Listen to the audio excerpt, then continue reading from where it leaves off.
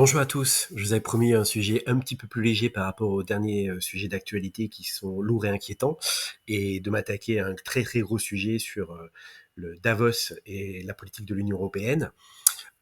Aujourd'hui, on va s'attaquer aux Américains qui viennent se soigner en France. Pour dire la vérité, sachant que évidemment le MEDEF, comme d'habitude, prône d'adapter le système français au système américain. Donc on va avoir encore cette énorme bêtise. Ils en ont l'habitude, hein, le MEDEF. Chaque année, ce sont des milliers d'Américains qui font 6000 km pour venir se soigner en France. Alors pourquoi ? Parce qu'aux États-Unis, se soigner coûte plus cher qu'une voiture. Et parce que notre système, malgré ses failles, reste l'un des seuls accessibles aux étrangers sans se ruiner financièrement.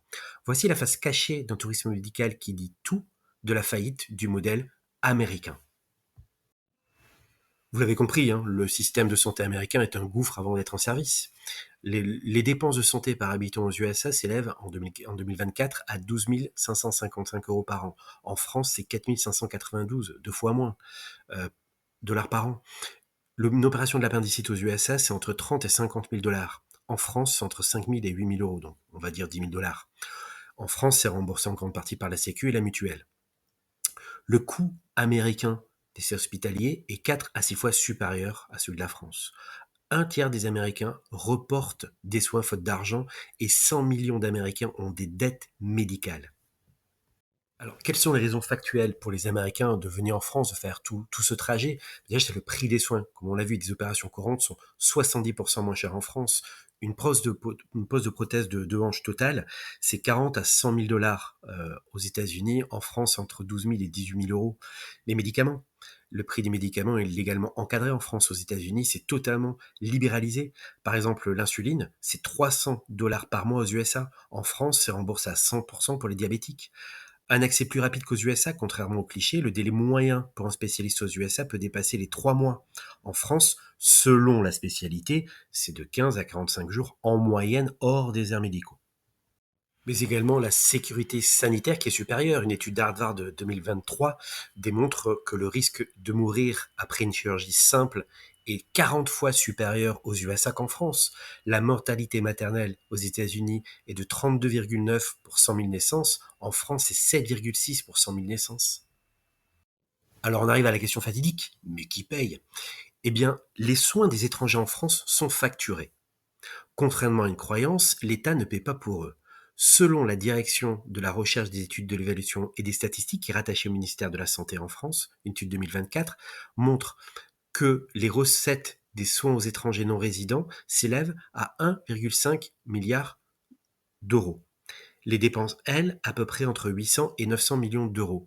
Ce qui veut dire que le système est excédentaire à hauteur de 600 à 700 millions d'euros.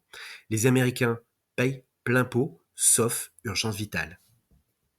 Ce tourisme médical des Américains en France concerne surtout les chirurgies orthopédiques, les hanches, les genoux, les chirurgies dentaires, les soins dermatologiques et les interventions cardiaques simples.